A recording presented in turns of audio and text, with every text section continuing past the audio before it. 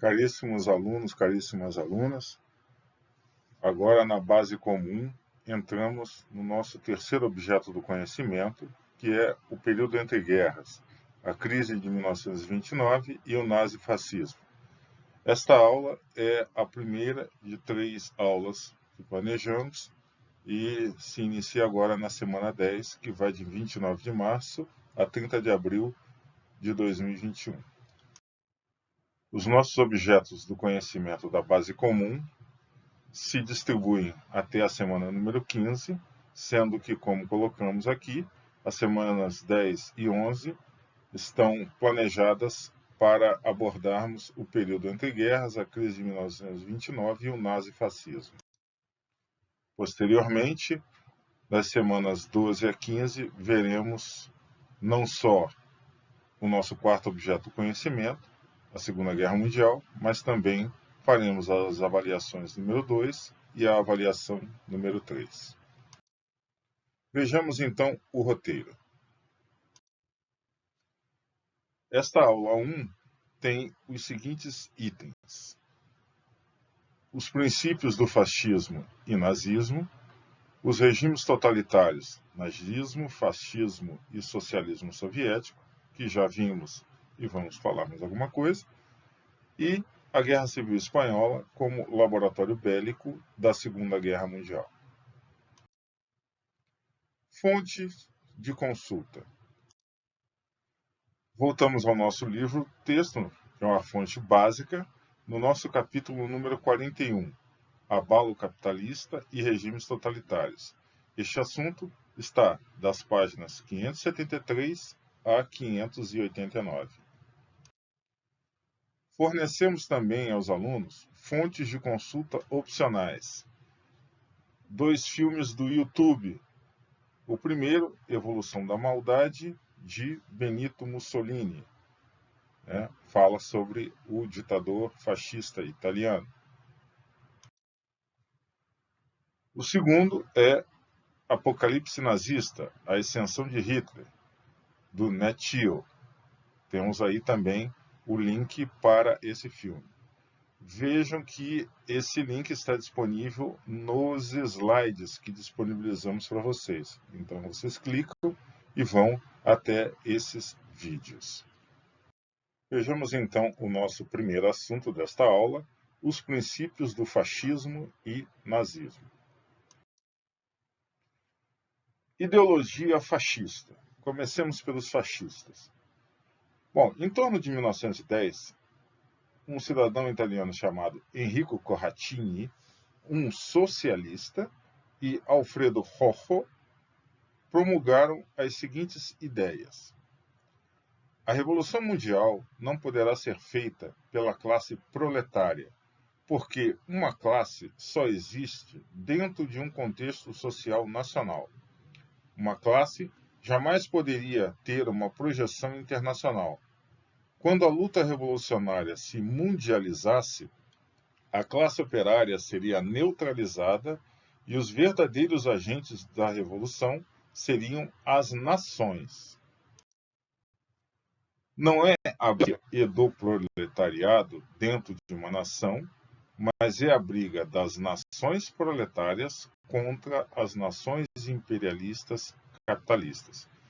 Então nós vemos que esses 2 autores, o que eles colocam? Que na esteira da Segunda Internacional Comunista, que começou em 1889, com Friedrich Engels, o marxismo, depois da morte de Engels, começou a se modificar. Alguns achavam que se poderia fazer uma união com a burguesia para se fazer as transformações, e outros achavam que só por meio da revolução é que se conseguiria chegar ao poder e se fazer transformações. E Marx achava que os trabalhadores dos países se uniriam contra os burgueses de todos os países. Então nós vemos que aqui esses 2 socialistas diziam que era o contrário, que as nações lutariam contra as nações, porque não existem proletários mundiais, mas proletários dentro da nação. No final, eles tinham razão. Os proletários alemães lutaram contra os proletários franceses. Então, lembrando que as ideias fascistas nasceram dentro do próprio movimento socialista. Isso se tornou a doutrina oficial da União Soviética pós Segunda Guerra Mundial e do Partido Comunista do Brasil de Luiz Carlos Prestes. Então, essa luta das nações operárias contra as nações imperialistas capitalistas. Vemos aqui, então, o Enrico Corradini, né, e uma obra dele, Il Nazionalismo Italiano, ou seja, já falando sobre a prevalência do nacionalismo sobre o internacionalismo socialista. E aqui, o outro citado, Alfredo Rojo, que era um advogado, e colocou aqui, fez um livro, Princípios de Direito Comercial, certo? Então, chegou a ser até ministro do governo fascista. Segundo o próprio Mussolini, em 1919, o movimento fascista não tinha uma doutrina claramente elaborada. Era impulsionado por uma vontade de cunho nacionalista, dirigida contra o liberalismo e o socialismo. Ele era antiproletário e o movimento também atraiu parcela das classes médias conservadoras e da alta burguesia.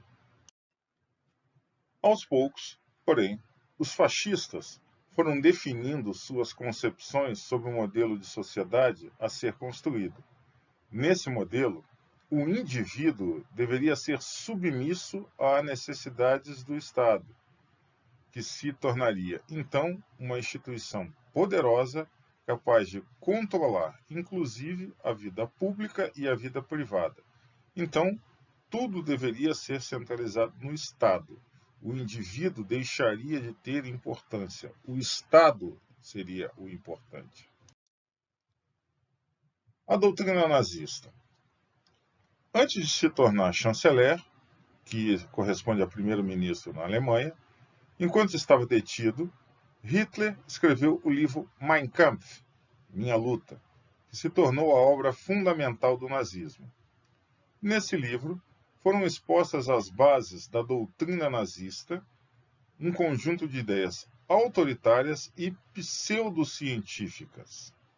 Algumas dessas ideias eram as seguintes: superioridade da raça ariana, antissemitismo, total fortalecimento do Estado e expansionismo.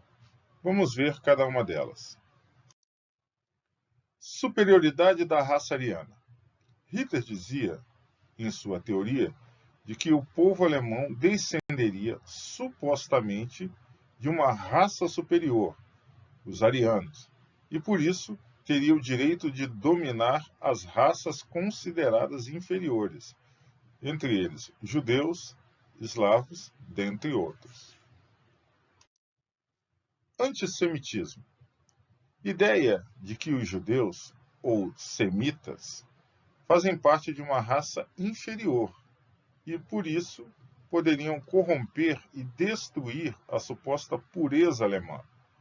Propunha que relações sexuais e casamentos entre judeus e alemães deveriam ser proibidos e os judeus aniquilados.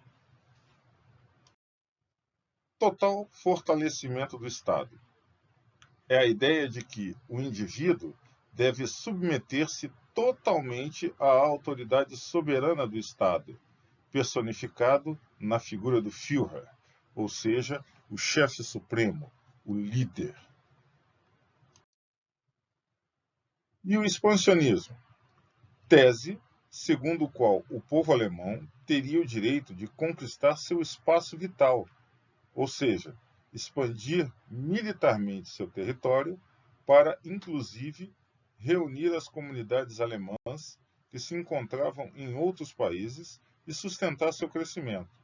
Então, por exemplo, existiam minorias alemãs na Tchecoslováquia, criada após a Primeira Guerra Mundial. Então, Hitler dizia que esses alemães, nos Sudetos, deveriam se reunir ao povo alemão.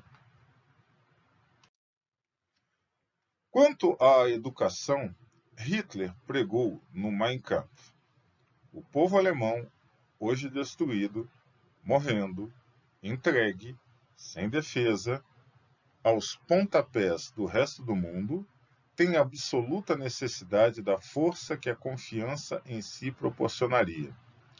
Todo o sistema educacional deve ter como objetivo dar às crianças de nosso povo a certeza de que são absolutamente superiores aos outros povos. Então, muitos achavam que o que Hitler colocou no seu livro, Mein Kampf, era uma fantasia, um instrumento de propaganda, e que ele não pensava nada disso. Infelizmente, como se viu posteriormente, não era mentira. Era exatamente isso que ele pensava. Vejamos agora os regimes totalitários: nazismo, fascismo e socialismo soviético. Primeiro, o fascismo. Então, após a Primeira Guerra Mundial, o governo da Itália teve de enfrentar o saldo doloroso do conflito de 700 mil mortos, 500 mil feridos e dívidas enormes contraídas com os bancos dos Estados Unidos da América e da Inglaterra. Além disso, a miséria, a inflação e o desemprego afetavam operários e camponeses, provocando grande agitação social. Isto que a Itália, ao final da Primeira Guerra Mundial, estava entre as nações vencedoras, e não, como a Alemanha, entre as nações perdedoras. Foi nesse clima de instabilidade e de descontentamento que se deu a ascensão de Benito Mussolini, nascido em 1883 e morreu em 1945, considerado como um dos fundadores do movimento fascista. Então, Benito Amilcare Andrea Mussolini nasceu na cidade de Predappio, que é uma comuna, ou seja, um município italiano, na região da Emília-Romanha, na província de Forlì Cesena, em 29 de julho de 1883. A casa onde ele nasceu hoje é um museu e aqui está a seta mostrando a região onde ele nasceu. Vejamos a ascensão de Mussolini. Mussolini era filho de um ferreiro adepto das ideias socialistas, ou seja, ele nasceu num berço de esquerda, socialista. Mussolini havia pertencido ao Partido Socialista Italiano, de onde foi expulso devido às suas posições antipacifistas nos anos da Primeira Guerra Mundial. Então, ele pertenceu aos quadros do Partido Socialista Italiano, né? Ele era um deles, mas foi expulso de lá. Vemos aqui à esquerda Alessandro Mussolini, né?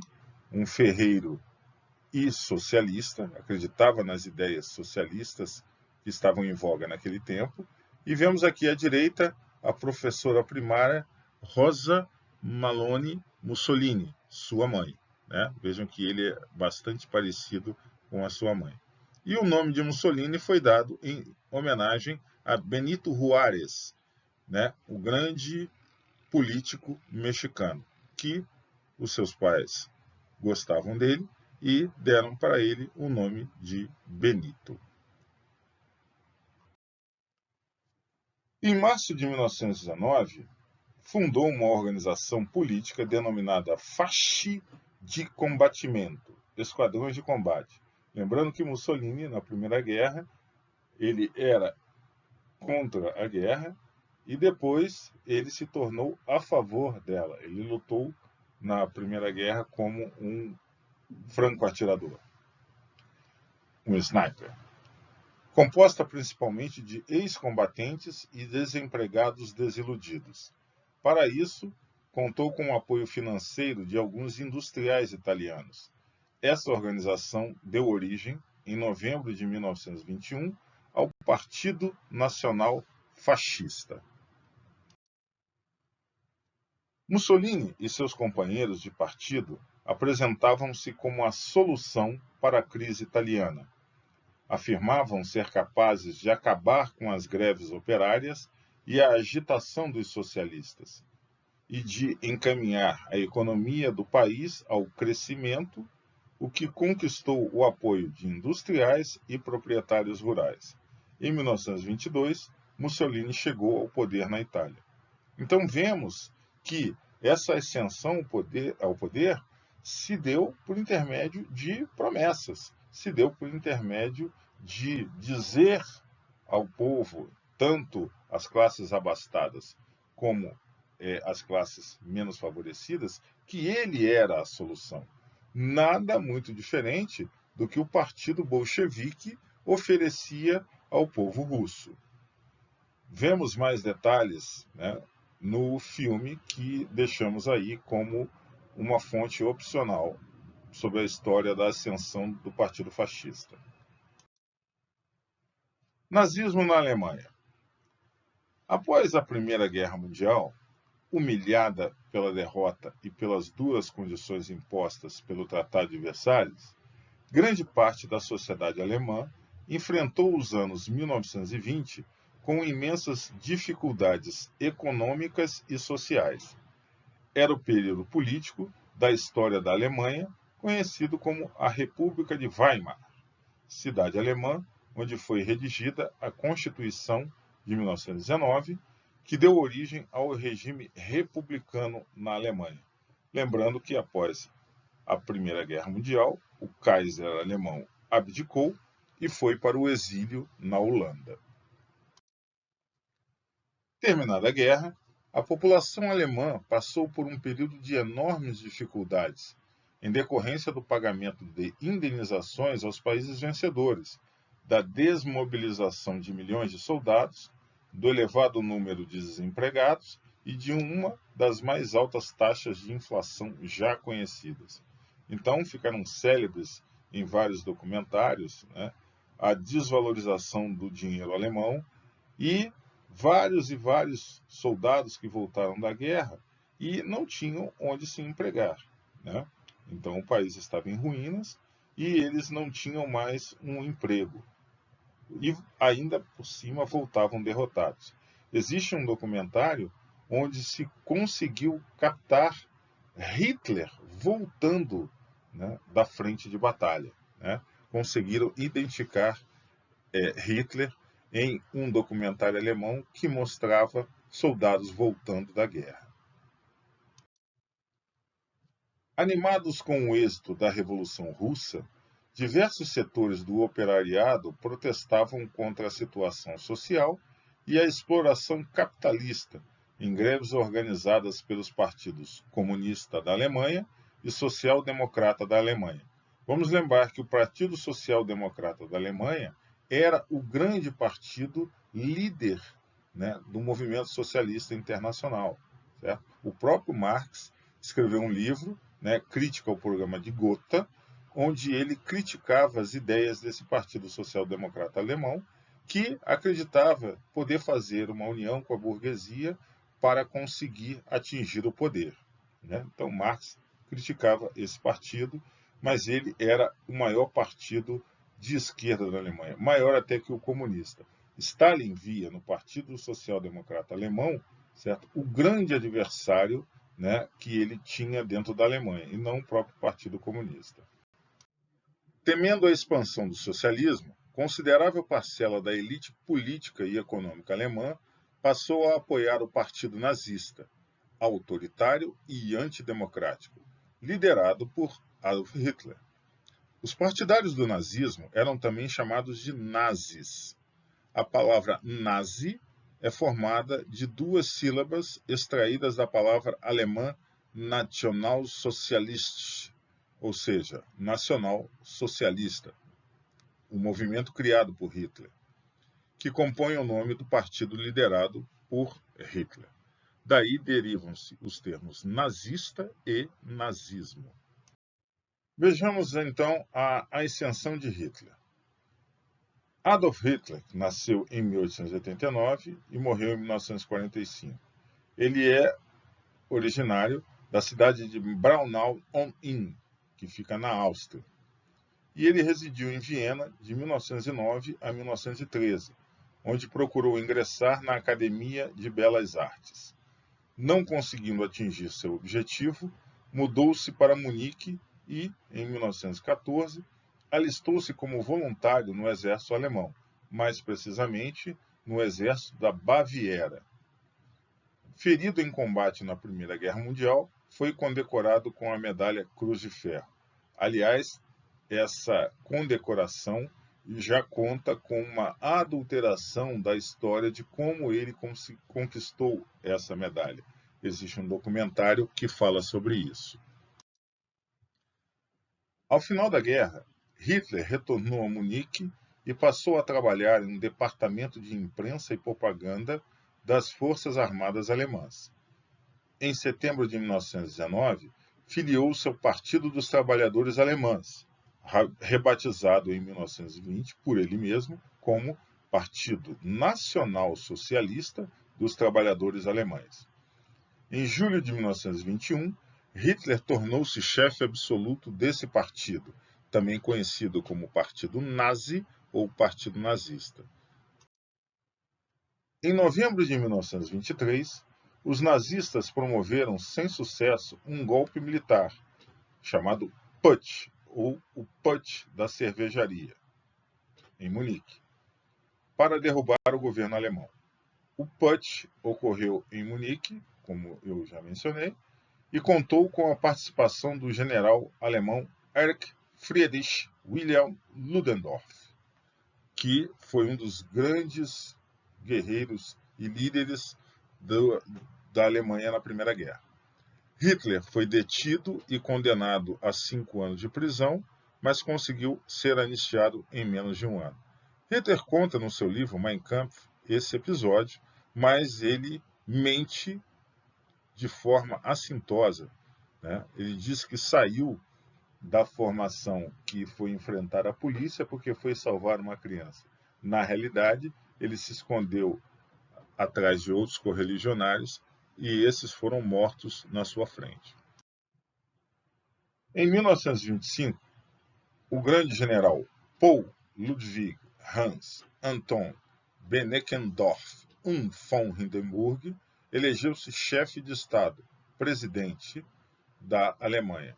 Então, chefe de Estado lá, presidente. Era um regime parlamentarista como é até hoje. Lembrando que o de von Hindenburg diz que ele era um aristocrata. Ele era um daqueles famosos Junkers, né, como Bismarck. Já estudamos isso. Durante seu governo, não conseguiu realizar a estabilização política desejada, nem superar as dificuldades econômicas do país herdadas da Primeira Guerra Mundial. Perdas territoriais, dívidas de guerra, indústria abalada, altos índices de desemprego, dentre outros. Os nazistas aproveitaram-se dessa situação para fazer duras críticas à ineficiência do governo, o que lhes rendeu a maior bancada do parlamento, o Reichstag, com 38% dos deputados, nas eleições de julho de 1932.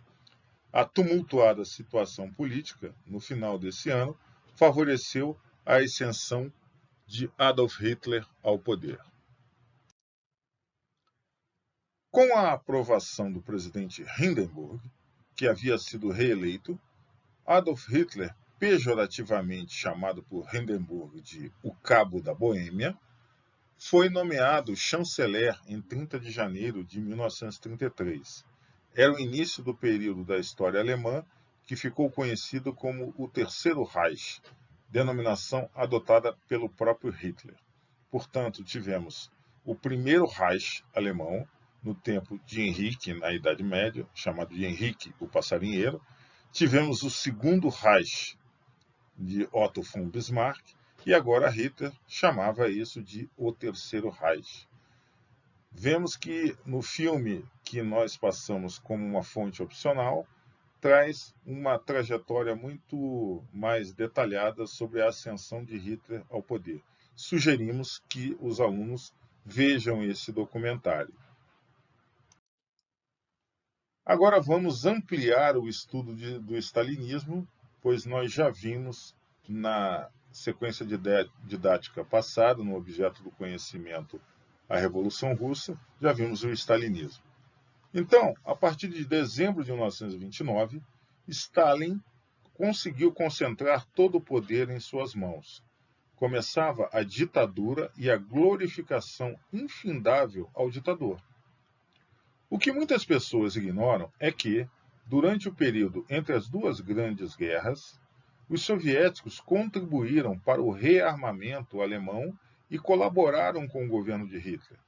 O ditador soviético via como adversário, na Alemanha, o lendário Partido Social Democrata Alemão, não o Partido Nacional Socialista dos Trabalhadores Alemães de Adolf Hitler.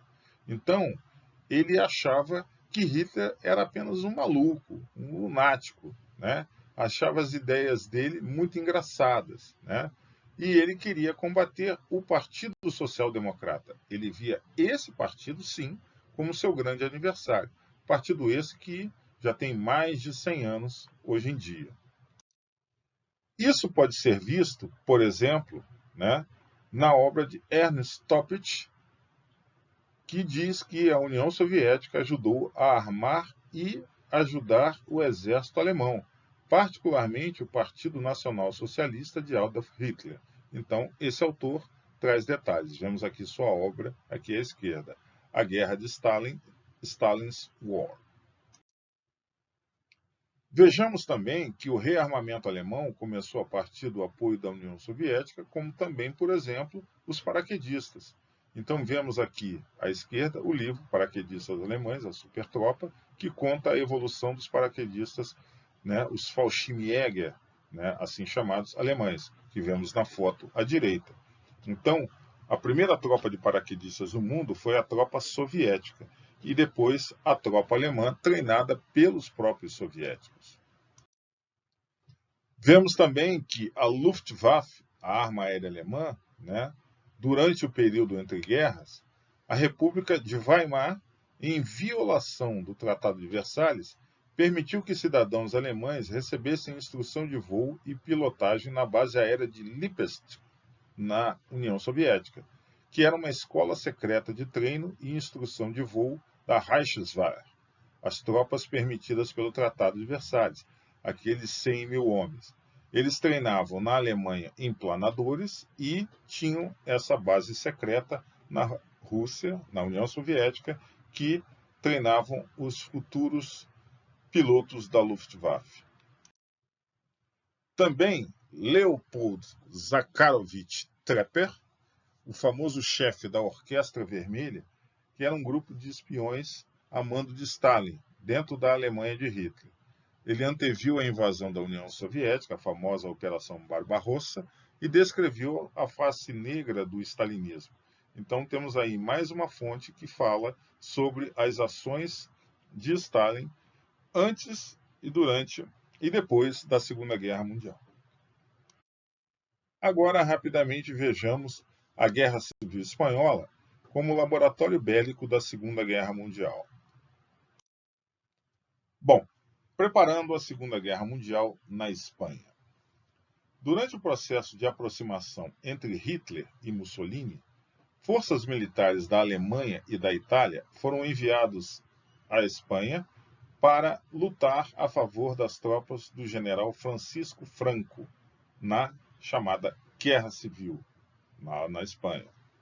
Franco conduzia suas forças contra a República Espanhola, eleita pela maioria dos espanhóis e composta, em grande parte, de grupos políticos de orientação socialista. Então, Franco lutava contra a República e a força republicana eram forças, né, de orientação socialista. Combater na Espanha foi uma boa oportunidade para o governo nazista. Desde que Hitler ascendeu ao poder, essas doutrinas de guerra foram aperfeiçoadas e a Espanha se apresentou como um bom teste para elas. Exemplo disso foi o massacre que a aviação alemã protagonizou contra os habitantes, a maioria camponeses, da pequena cidade de Guernica, situada no norte da Espanha, em abril de 1937. Em poucas horas de ataque, os bombardeios, os famosos Junkers Ju-87, os Stukas, mataram quase um quarto da população local. O massacre foi uma demonstração de força direcionada aos republicanos, aos socialistas e ao mundo do poderio militar alemão. Esse episódio violento ficou celebrizado no quadro Guernica, do pintor e escultor espanhol Pablo Picasso, nascido em 1881 e morto em 1973, que expressa os horrores desse massacre.